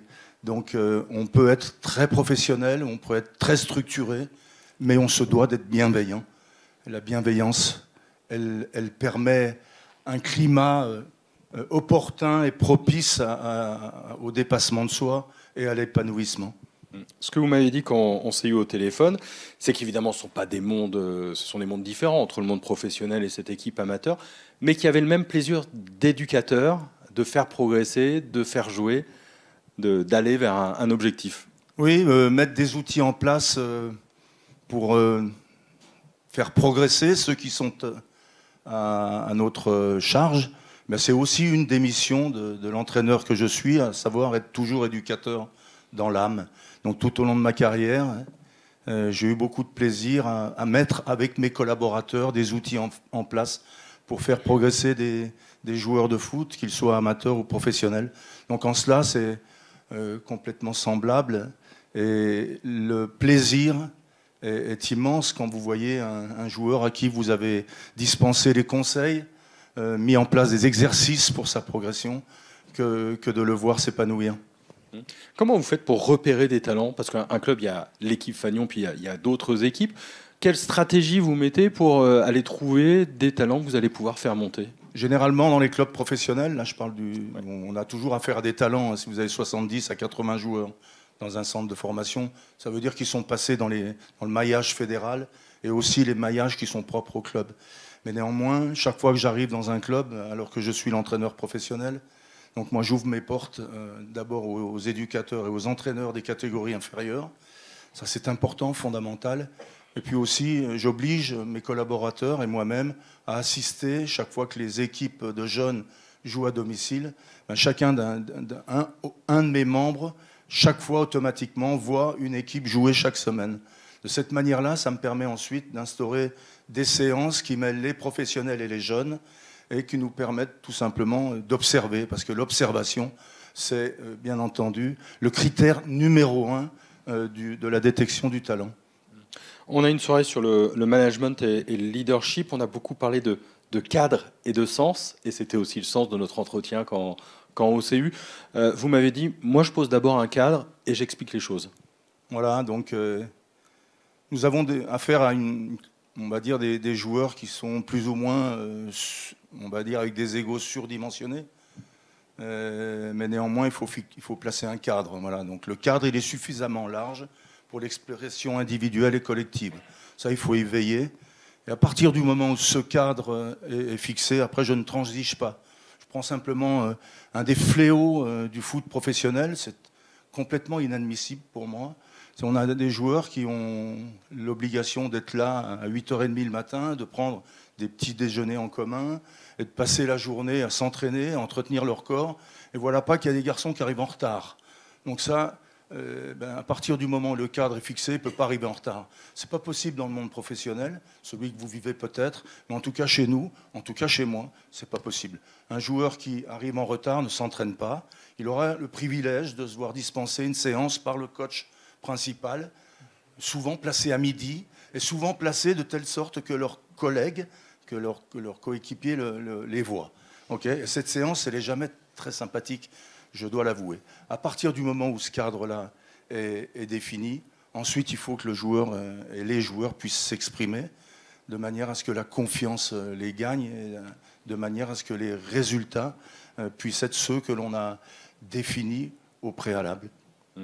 Et puis vous passez du temps, ça m'a surpris, 10-15 minutes par mois avec chacun pour discuter, évoluer, échanger. J'ai commencé à entraîner en 91, donc chez les amateurs, au FC Gaillard, et je vais dire dès 95, j'ai instauré 15 minutes, un rituel, 15 minutes, chrono en main, en tout cas sur mon bureau, avec chacun de mes collaborateurs, que ce soit le staff technique ou le staff médical, et chacun des joueurs. Un effectif professionnel, c'est 30 à 35 joueurs. Et un effectif pour un entraîneur général, c'est 70 personnes que vous managez. Eh bien, je prends le temps, une fois par mois. C'est eux qui me donnent le temps, en fait. Ma réflexion, elle est inversée. Et j'ai ce privilège-là de les recevoir une fois par mois, 15 minutes chacun d'entre eux, chrono en main. La première fois, je ne suis comme là, je suis le seul à parler. Mais dès la seconde fois, eh bien, le dialogue s'instaure et la relation de confiance est tout d'un coup mieux établie. Ça me permet aussi de mieux les connaître. Ça me permet de savoir qu'un footballeur professionnel peut aussi avoir des problèmes d'ordre privé. Et quand vous arrivez à donner les prénoms de chacun des joueurs professionnels que vous coachez, chaque fois que vous leur serrez la main le matin, vous marquez des points. Voilà. Ils vous trouvent tout d'un coup humains parce que vous savez qu'ils ont 2 enfants, un garçon, une fille, et que l'un de ces enfants a un problème, une maladie auto-immune ou que sais-je encore. Voilà. C'est des réflexes, c'est une habileté, chacun le décrira comme il le voudra. Moi, c'est simplement de l'humain partagé avec ceux qui vont faire ma renommée, parce qu'in fine, un entraîneur sans les joueurs, c'est pas un entraîneur, c'est un individu lambda et qui pourra pas être reconnu quand, si c'est son truc, hein, quand il se promène dans Chambéry l'après-midi. Ça fluidifie pas mal, ça évite les tensions. Elles existent parce que le résultat pour nous, comme pour vous, la seule différence, c'est que pour vous, les pompiers, quand le résultat n'est pas bon, quelquefois, les pronostics vitaux sont engagés. Pour nous, on dit jouer au football, donc c'est de l'amusement. Mais ça arrive quelquefois que cet amusement-là ne fasse pas plaisir à tout le monde. Donc il y a des tensions, mais ces tensions, il faut savoir vivre avec. Voilà. Moi, je dis toujours, j'ai cette expression commune, quand on me pose la question, ça doit être difficile d'être entraîneur de foot professionnel. Non, c'est difficile quand vous êtes malade. Je sais ce que c'est, je l'ai été. C'est difficile quand vous avez une famille à nourrir, vous n'avez pas d'argent, parce que votre boulot ne suffit pas, quand vous en avez un, pour nourrir votre famille. Ça, c'est difficile. Être entraîneur de football professionnel, c'est pas si difficile que ça. On a parlé d'accompagnement, on a parlé de progression, évidemment. Et puis, vous m'avez dit, un de mes métiers, c'est d'empêcher les autres de le faire. C'est-à-dire qu'il y a 35 joueurs, il n'y en a que 11 sur la pelouse. Oui. Dans le monde de l'entreprise, on encourage les gens à travailler. Et bien nous, dans notre métier, alors c'est peut-être aussi vrai en partie dans les vôtres, mais nous, le gros du travail, c'est le week-end. Voilà. C'est le match du week-end ou le match de semaine, de coupe ou de Coupe d'Europe. Et puis nous, on est chargé de, quand vous avez 35 joueurs, il faut en coucher 20 sur une feuille de match. Il y en a 11 qui vont débuter la rencontre et il y en a 9 qui sont ce qu'on appelle péjorativement les remplaçants et qu'on devrait débaptiser. Parce que c'est péjoratif. Ce sont plutôt des impact players, des garçons qui font la différence à la fin du match. Donc vous avez 15 joueurs dans votre effectif à qui vous avez dit « tu ne travailleras pas ce week-end ». Et ça, c'est difficile à expliquer, parce que vous pouvez prendre toute l'argumentation que vous voulez, vous pouvez être le plus honnête possible. C'est jamais entendable pour un footballeur professionnel qui, depuis tout petit, s'ingénue à devenir le meilleur joueur possible. Donc de l'empêcher de travailler, c'est quelque chose qui est très difficilement vivable pour le coach que je suis. Comment on fait pour faire groupe quand du coup on est plusieurs pour un même poste, quand il y a de la compétition, des bons et des mauvais résultats? Comment est-ce qu'on fait un ensemble avec ça? C'est d'abord l'essence de notre sport. Donc il faut revenir à l'origine. Quand ces jeunes joueurs débutent dans les clubs amateurs, ils comprennent, ils se construisent au travers du football et du partage du ballon, donc de l'adversaire qui doit être un ami, qui est toujours un ami, pour lequel on veut donner la meilleure version de soi-même. Donc ils ont l'habitude, malgré tout, d'être mis et placés en concurrence. J'ai jamais vu un footballeur professionnel ou entendu un joueur professionnel me dire qu'il était heureux de ne pas jouer. Voilà. Et c'est normal qu'il me signifie son mécontentement quand il ne joue pas. Ça veut dire gérer la frustration. Ça voudrait dire qu'il n'en a rien à foutre. Okay, et surtout quand il est déçu, quand il me fait partager ces émotions-là, ça veut dire qu'il est dans le projet, et ça c'est primordial. 20 ans de coaching, d'entraîneur, comment vous avez évolué dans votre management? C'est une réflexion que je vais prendre de l'un d'entre vous. C'est plutôt ceux que je dirige qui m'ont fait évoluer. C'est aussi l'expertise, et là j'invite tout le monde, mais vous le savez bien davantage que moi. Pour être expert, il faut se mettre en danger, il faut se mettre en difficulté, il faut apprendre des autres, il faut garder l'humilité. Depuis longtemps, je sais que la compétence de mes collaborateurs ajoute à mes compétences, donc me valorise. Donc l'autonomie, c'est quelque chose que je développe aussi depuis longtemps. L'autonomie des séances des joueurs, une par semaine, chez les professionnels, où ils vont réaliser les entraînements qu'ils souhaitent. À nous de mettre les outils qui va comment dire, les faire travailler dans le domaine qu'ils souhaitent travailler. Et puis aussi les bons collaborateurs aux bonnes places. Et puis s'effacer souvent pour laisser place à leur grande expérience. Parce que souvent, les entraîneurs adjoints ont des compétences spécifiques et ils sont donc dans leur domaine bien meilleurs que vous qui êtes davantage un généraliste. Charles, la frustration, ça existe aussi. Qu'est-ce que ça fait écho chez toi et comment ça se gère aussi? Alors, la frustration, je pense que oui, il y en a. Et je pense qu'elle est plutôt liée à la mission ou la mission qu'on a loupée, qu'on n'a pas pu faire parce que pas disponible, parce que pas au bon endroit, pas à la bonne place dans le camion. Et donc, oui, il y en a.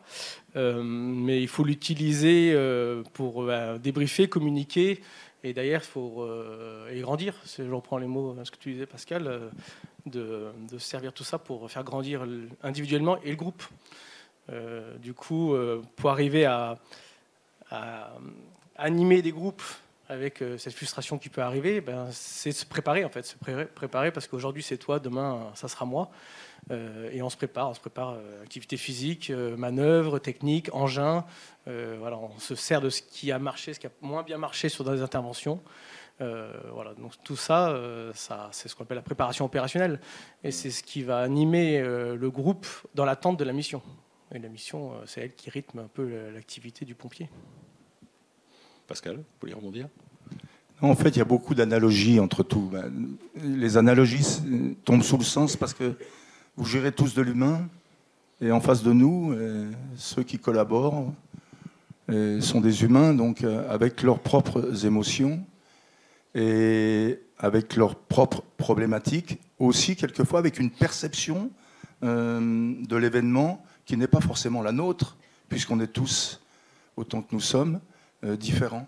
Donc la capacité d'écoute du manager, elle est vraiment fondamentale. Être à l'écoute de ses staffs et de ses collaborateurs ou de ses joueurs, pour nous, c'est quelque chose de très important. Et de savoir quelquefois reconnaître ses erreurs quand vous êtes placé en haut d'une pyramide ajoute également à votre crédibilité, quoi qu'on en dise. Pour rebondir, c'est que dans le monde du sport, on parle souvent d'entraîneur, de capitaine, de joueur ou d'arbitre.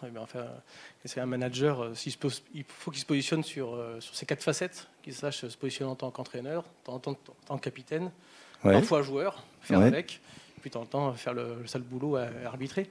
Et on est plus ou moins un de ces 3 ou 4 à tour de rôle. Mais oui, être accompagné et laisser les groupes en autonomie. C'est pour rebondir un peu sur la cuisine. On a des centres de secours qui vivent H24, en tout cas, qui sont en veille H24 aussi. Et du coup, le chef, le manager, l'encadrant, on l'appelle comme on veut, et il n'est pas tout le temps là. Donc l'autonomie, elle est primordiale. Il faut que ça fonctionne. Et donc ça donne du sens aussi aux équipes. Ça fonctionne. Bien sûr. Si le chef n'est pas là, ça fonctionne quand même. Je prends un dernier exemple. Si vous avez 10 séances d'entraînement par semaine, c'est à peu près le lot d'une équipe professionnelle si elle joue un match par semaine. Donc un match le samedi, puis un autre le samedi suivant. Il y a à peu près 10 séances en tout. Sur le terrain, je ne parle pas des séances vidéo et tout ce qu'on peut appeler le travail invisible qui est fait avant les séances. Il m'arrive souvent, les 4-5 premiers jours de la semaine, à laisser diriger les séances par mes collaborateurs et à ne pas parler, à rester, à observer, mais surtout à être toujours avec de l'empathie, parce que ça ne peut pas me quitter.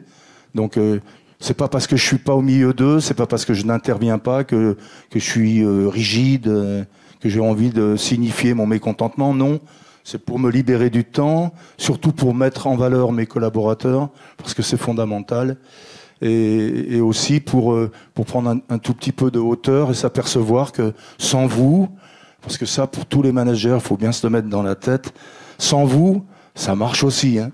Il n'y a aucun problème. Et ça marchera d'autant mieux que vous aurez préparé la suite, mieux formé et mieux mis en lumière vos collaborateurs. Voilà. Il n'y a rien de mieux que de partir d'un club, de s'apercevoir que tout roule, tout tourne, quelle que soit la personne qui vient après vous, le club continue à avoir au moins des résultats analogues aux vôtres. Merci beaucoup Pascal. Je vais vous inviter Merci. à rejoindre Romain, vous pouvez l'applaudir. Voilà, puisqu'on est à Challes-les-Eaux, on a une pensée pour le club de foot de Challes-les-Eaux et pour le club de l'Aravoir qui est pas loin. Je voulais aussi signaler Frédéric Rémillet, avec qui vous avez écrit un livre et qui nous a permis de vous avoir avec nous ce soir. Avant de passer aux questions, je vais demander à Nicolas Alfano de me rejoindre. Petite synthèse de tous ces échanges, ça a été très très riche. Voilà, en 5 minutes. Alors, j'ai envie de dire bonjour le cadeau. Non, c'est très intéressant parce qu'on en disait, je vais me mettre là parce que sinon après on va pas tous se voir. Je trouve qu'il y a vraiment des choses qui se recoupent dans les témoignages des uns et des autres. C'est des analogies qui sont fertiles et ça du coup c'est...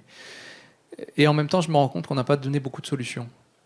C'est-à-dire qu'en fait, si jamais vous êtes venu à ces assises du volontariat en sachant demain je rentre dans mon centre, qu'est-ce que je vais faire, il n'y a pas de réponse.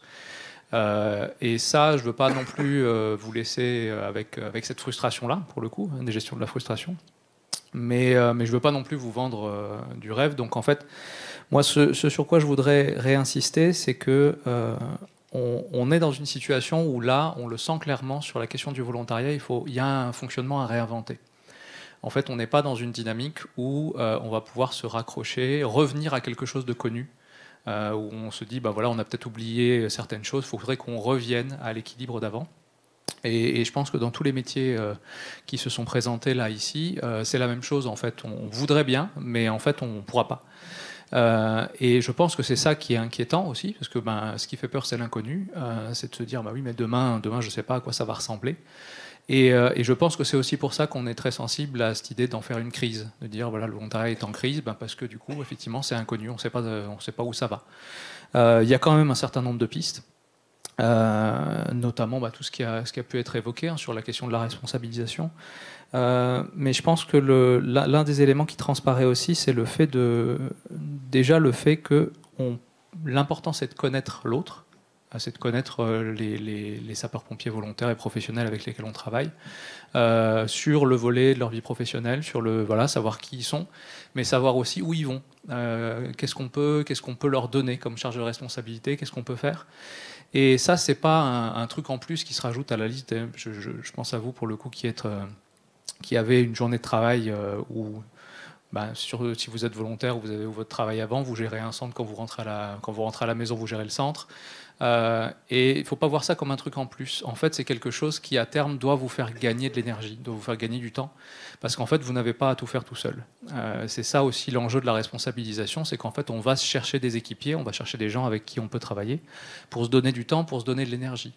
Et ce que ça demande, c'est de connaître l'autre, apprendre à connaître l'autre. Et je me suis rendu compte, on en a discuté beaucoup avec les intervenants avant, c'est que ça vous demandera sans doute de vous questionner sur des choses sur lesquelles vous n'avez pas été formé. Comment je fais pour entrer en relation avec l'autre? Comment est-ce que je fais pour gérer en fait tous ces petits moments humains, que ce soit du premier recrutement où je vais devoir évaluer quelqu'un en disant est-ce que je peux ou pas travailler avec, est-ce qu'il a du potentiel ou pas, qu'est-ce qu'on va lui laisser dire, est-ce qu'on va pouvoir l'observer ou pas. Ça va être l'entretenir dans ses compétences, ça veut dire voir un petit peu où il en est. Et ça peut être aussi des questions parfois un peu plus sensibles du savoir recadrer. C'est des fois parfois inconfortable, mais il y a aussi savoir partir. Qu'est-ce que je fais quand je suis au terme de mon engagement de chef de centre et que je veux transmettre quelque chose, que je veux que ça continue à aller? Et on en discutait, la question, le collectif peut très bien supporter ça. C'est-à-dire il n'y a pas nécessairement besoin qu'un nouveau chef se présente tout de suite et devienne un peu le nouveau sauveur. On peut aussi préparer le collectif à fonctionner sans nous. Et ça, mine de rien, c'est des choses sur lesquelles on peut travailler. Et là aussi, vous n'êtes pas obligé de travailler sur ça tout seul. Vous avez vos expériences chacun les uns des autres. Il ne faut pas s'isoler dans ces difficultés. J'avais fait une intervention pour des militaires de la marine. Je leur avais dit le plus gros enjeu du commandement, c'est pas de s'isoler, c'est de ne pas s'isoler, c'est de ne pas finir tout seul à la fin. Et je pense que là, pour le coup, il y a un chantier que vous pouvez entamer avec vos pairs chefs de centre, avec les personnes que vous considérez comme vos adjoints, comme vos équipiers les plus proches, pour essayer de vous entourer au maximum. Et faire remonter, évidemment, au SDIS quand Là, il y a vraiment quelque chose que vous ne savez pas. Et là, pour le coup, avec le groupement du volontariat, je pense qu'il y a une dynamique intéressante qui se lance. Et donc voilà, je vais conclure là-dessus, parce que effectivement, vous n'avez pas tout à faire tout seul, mais de ce qu'on en a ressorti, ça pourra venir que de vous. C'est-à-dire que là, la première initiative, le premier moment, pour le coup, ça peut venir que de vous. Ça va être des fois un gros effort, je pense, mais après, l'idée, c'est que ça paye. Et donc, voilà, je vous souhaite que ça paye, pour le coup. Merci beaucoup, Nicolas.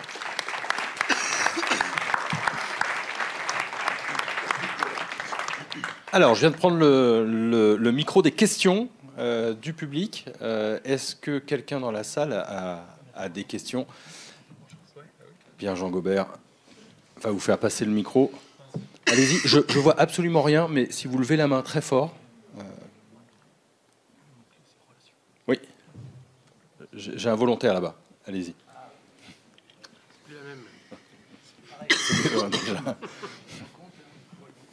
Vous étiez si nombreux, donc.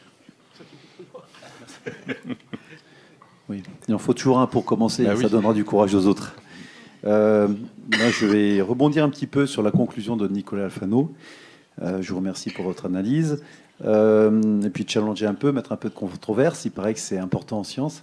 Vous avez dit que la solution ne viendra que de vous. Je pense que je vais donner un peu de crédit à tous les gens qui sont présents ici. Il y a des compétences, notamment des compétences en sciences. Vous avez dit que l'inconnu pouvait faire peur et qu'il fallait connaître l'autre. Pour connaître l'autre, nous sommes tous différents, c'est sûr. Ici, on se reconnaîtrait tous. Pourtant, on a 99,5% de génétique commune et on a beaucoup de similarités. Il fallait connaître l'autre. Peut-être qu'on peut s'appuyer sur les connaissances en sciences humaines, en psychologie sociale ou en sociologie pour comprendre les mécanismes qui nous amènent à être devant le mur, devant des changements de génération, des changements d'environnement, et développer nos compétences sociales, ce que vous avez proposé qui me semble une très bonne piste, peut-être s'appuyer sur ces sciences pour amener les gens à comprendre l'autre, comprendre ce qui nous arrive, et trouver des solutions pour adapter notre management aux nouvelles personnes, aux jeunes qui arrivent avec nous. Donc je pense qu'à la fois, vous avez raison, ça demandera que nous nous engagions dans cette transformation, mais aussi d'accepter de s'appuyer sur des sciences. Il y a plein d'experts, on en a un certain nombre ce soir, de s'appuyer sur cette expertise pour comprendre et agir. Merci beaucoup. Nicolas. Ouais. Oui, celui-là marche aussi. Ça fonctionne, ouais. Pour le premier élément, si j'ai dit solution, si j'ai dit la solution ne peut venir que de vous, ou si vous avez entendu ça, c'est que je me suis mal exprimé. Moi, je pense que le premier pas ne peut venir que de vous. Dans le sens où, et ça c'est quelque chose qu'on voit, hein, parce qu'au final, vous, notamment en tant que chef de centre, il va y avoir la tendance naturelle à attendre que vous montriez un petit peu où est-ce que vous voulez que ça aille. Mais aussi, les personnes ne veulent pas être empêchées dans leurs initiatives. C'est-à-dire que prendre une initiative et se refaire taper sur la tête pour dire non, c'était pas là, ça peut créer justement des blocages. Et c'est pour ça qu'en fait, le moment d'ouverture, il vous appartient. Et ça, c'est un élément aussi important. C'est pas obligé d'être tout de suite. C'est pas obligé d'être maintenant, demain, vous y allez, faites le premier pas. Je pense que c'est effectivement, par rapport à ce que vous disiez tout à l'heure, c'est une bonne chose de prendre le temps, déjà d'observer, de connaître les autres, et d'essayer de trouver des réponses ailleurs que justement autour de soi, concrètement, voilà, avec les connaissances qu'on a, en sociologie et en psychologie, en géographie, etc. Il y a énormément de réponses, ne serait-ce que pour, par exemple, les personnes qui se posent des problèmes de recrutement, qui se posent la question de comment mieux recruter. La question, c'est déjà de savoir où est-ce que vous vous trouvez, qu'est-ce qu'il y a comme tension, où est-ce que sont les bassins, entre guillemets, qui sont dynamiques, et puis est-ce que vous êtes dans un bassin qui est très peu dynamique, ou est-ce qu'au final, vous vous intéressez toujours à peu près au même type de population, dans la manière de conduire vos recrutements ou dans la manière d'aller démarcher? Est-ce que vous allez voir toujours les mêmes personnes, et c'est ces personnes-là qui sont plus disponibles, et qu'il en reste tout un tas que vous ne connaissez pas? Et c'est là où, du coup, effectivement, il y a des ressources à trouver effectivement, dans ces sciences-là pour avoir au moins des outils mentaux pour se dire, ah tiens, mon problème, comment est-ce que je le définis et comment je peux lui donner du sens? Donc oui, là, complètement, merci de m'avoir challengé là-dessus, pour le coup, parce que pour le coup, c'est important.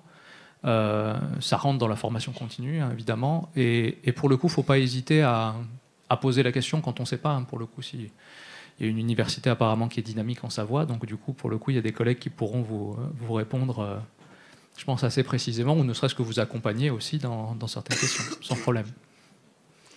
Est-ce qu'on a une autre question? Allez-y, levez la main. Ou alors vous avez été affamé par les images de la cuisine. Soyez sympa, je suis en avance dans le timing, ça m'est jamais arrivé. Oui, j'ai une question au milieu.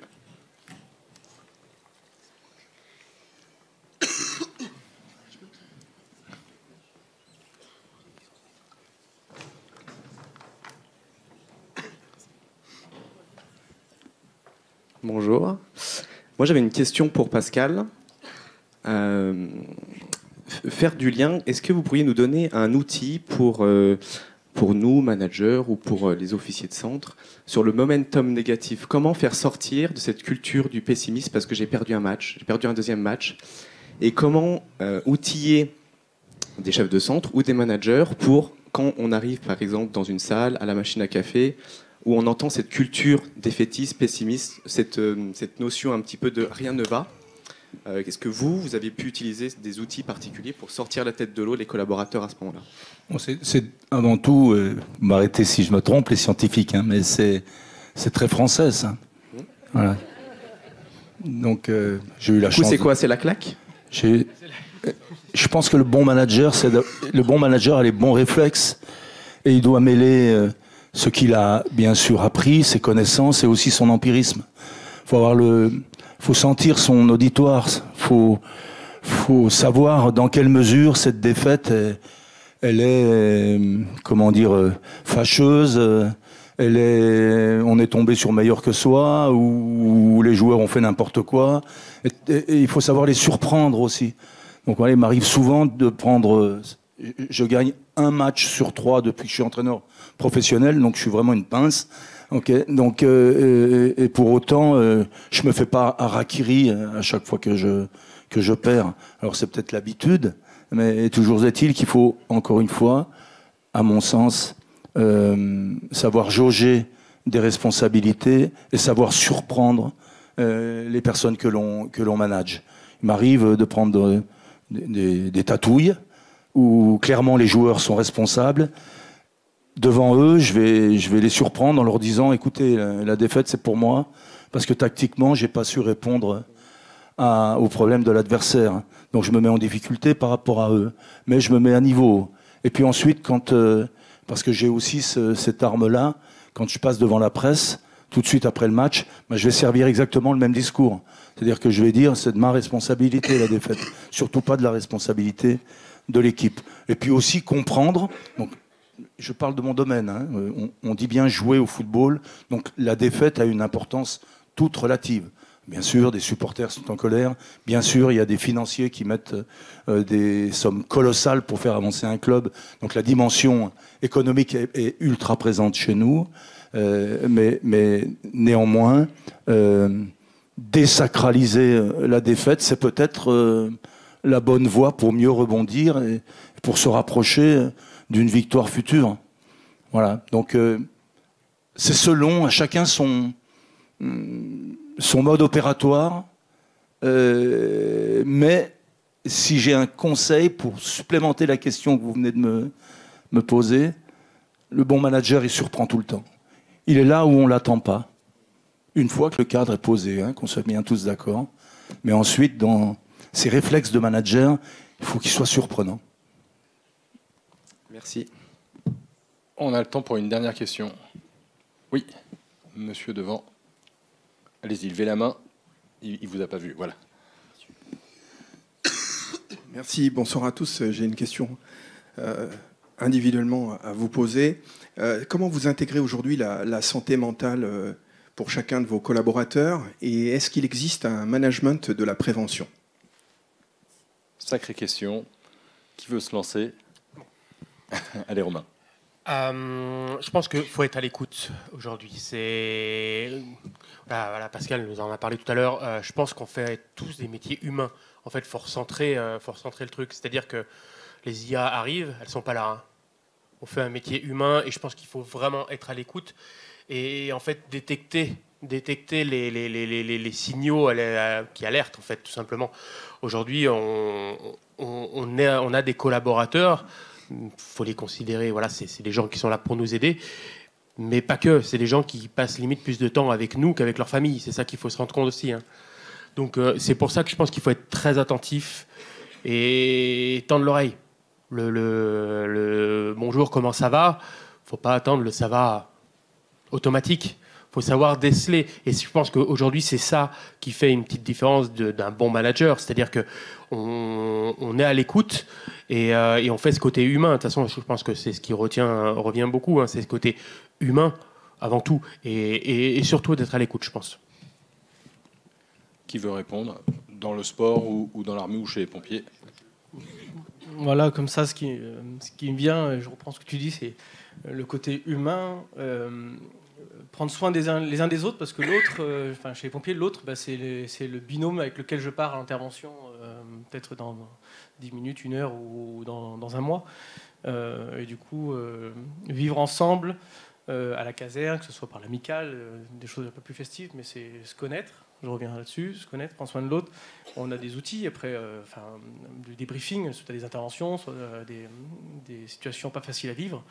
Et après, on a aussi un service de santé secours médical qui, avec des équipes spécialisées pour faire de la prévention et faire en sorte que des traumatismes ne s'installent pas et que le pompier puisse enchaîner sur différentes missions.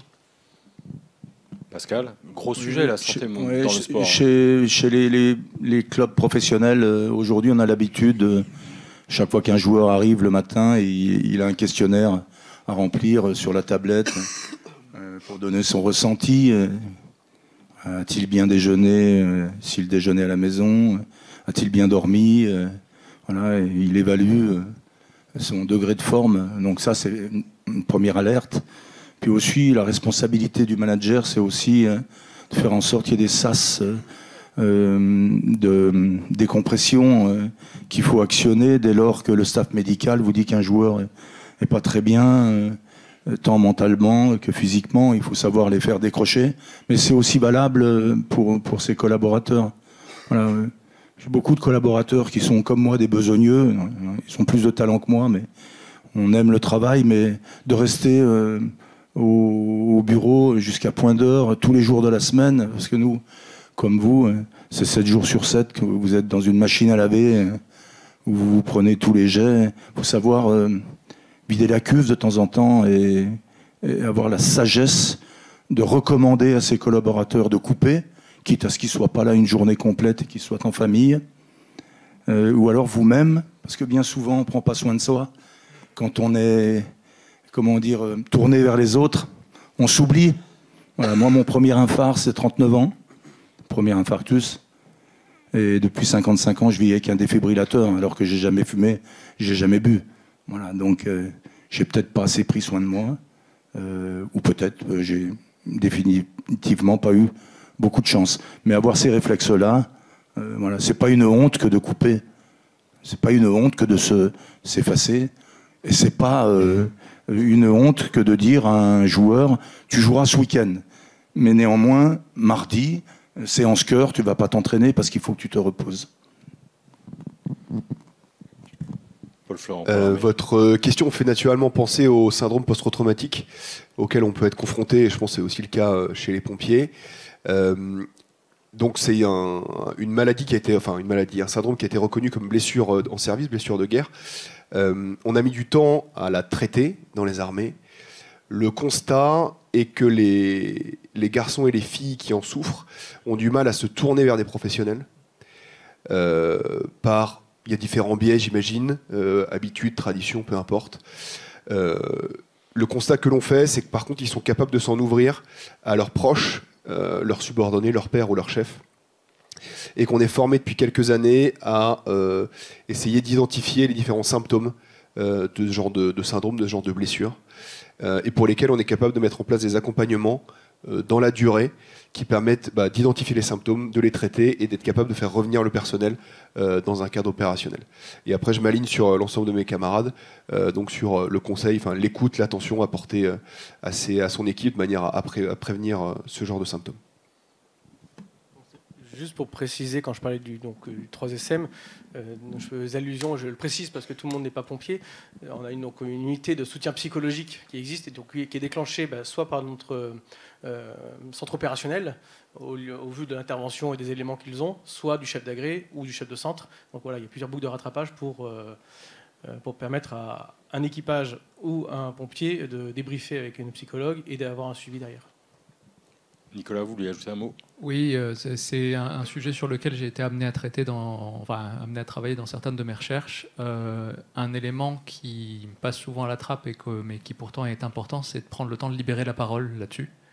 Parce qu'effectivement, pour le coup, si on recentralise toute la responsabilité de gérer ça au manager, le manager ne pourra pas tout voir déjà. Et c'est important aussi que le collectif soit capable de l'entendre. C'est-à-dire qu'il y ait une forme d'autorégulation, que chacun prenne soin, effectivement, comme tu disais, de l'autre, et soit capable de faire aussi remonter et de soutenir même des fois dans des démarches justement peut-être un petit peu plus sérieuses, d'aller voir un professionnel, parce que souvent on a peur d'y aller déjà, et puis aussi on a peur de dire qu'on y va, et de faire accepter au groupe qu'on ne sera pas disponible là par exemple parce qu'on prend soin de soi.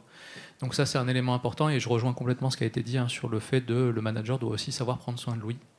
Enfin de lui, pas de Louis, parce que Louis est quelqu'un sans doute de très solide. Mais pour le coup, prendre soin de soi et être sensible aux signaux justement de fragilité et identifier à qui on peut s'en ouvrir. Ça, c'est un élément aussi, d'aller chercher alors soit dans son collectif proche, ses adjoints ou les personnes qu'on considère comme ses équipiers proches, ou ses supérieurs, ou les personnes qui sont référentes de ces questions. Il faut être capable d'identifier une soupape, parce que sinon, effectivement, on va à la cata, quoi. Merci à vous. Je ne vais pas vous laisser sans un mot de la fin au colonel Terrien, directeur du SDIS, et qui mène toute cette réflexion avec toutes ses équipes depuis plusieurs mois maintenant. Merci. Un mot de la fin avant de te redonner la parole, Jérôme, bien sûr. Je veux très chaleureusement remercier les gens qui sont là, les praticiens du management Pascal, Romain, Paul Florent et puis Charles. Vous avez témoigné avec vos tripes, avec beaucoup de vérité. C'était très intéressant. Moi, je retiens que vous avez tous traduit des nuances, finalement, par rapport à vos univers, en réalité. C'est pour moi aussi le signe qu'il y a une forme d'adaptation permanente des managers à leur contexte. Et peut-être même que si on regarde dans vos contextes respectifs, il y a des moments, il y a des sujets sur lesquels vous y prenez différemment, parce que vous êtes encore dans une sous-adaptation. Et pour moi, ce témoignage de ces pratiquants-là est important à prendre en compte. On aurait pu labourer longtemps sur ce sujet parce que vous avez vu la richesse déjà des apports en quelques minutes. On voit qu'on peut aller beaucoup plus loin. C'est la fin de la saison 1 des conférences, au final. C'était notre 3e étape. Et donc, je veux remercier tous ceux qui ont bossé pour ça. Dans ceux qui ont bossé pour ça, il y a une multitude de personnes. Mais il y a Pierre-Jean Gobert, il y a tout le groupement du volontariat à ses côtés, il y a la communication avec Virginie, il y a le cabinet de direction qui a énormément donné de motricité à ce sujet-là. Et s'il vous plaît, applaudissez-les.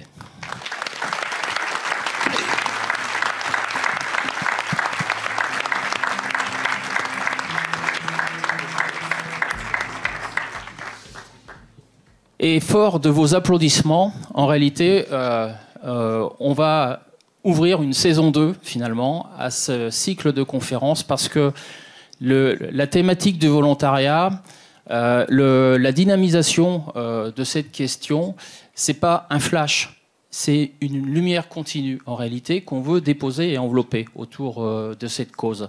Et c'est pour ça qu'après avoir obtenu l'accord du président cet après-midi, on va prolonger cet exercice-là et régulièrement se rassembler, poser des thématiques et s'enrichir des apports de personnes expertes et aussi de pratiquants dans différents domaines. Donc je compte sur vous pour qu'on puisse se retrouver et traiter ce sujet dans le temps long parce que nous sommes des marathoniens et on va devoir produire l'effort dans la durée sur ce sujet-là. Merci beaucoup aussi d'être aussi nombreux à chaque fois.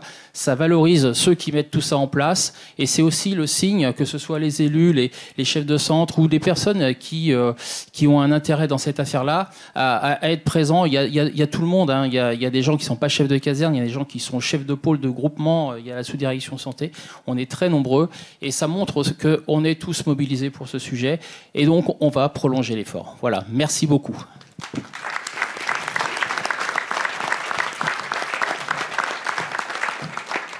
Voilà, vous avez vu, il y a une surprise, il y aura donc une saison 2. C'est comme dans toutes les bonnes séries, finalement, quand c'est bien, ça continue. Il me reste à remercier donc COP qui a géré la technique, l'entreprise Defour qui nous a permis d'être en image sur les réseaux sociaux, à retrouver aussi en intégralité sur YouTube. Merci à vous, merci à l'espace Bellevarde, merci à vous d'être venus. C'est l'heure du buffet. Bonne soirée à tout le monde.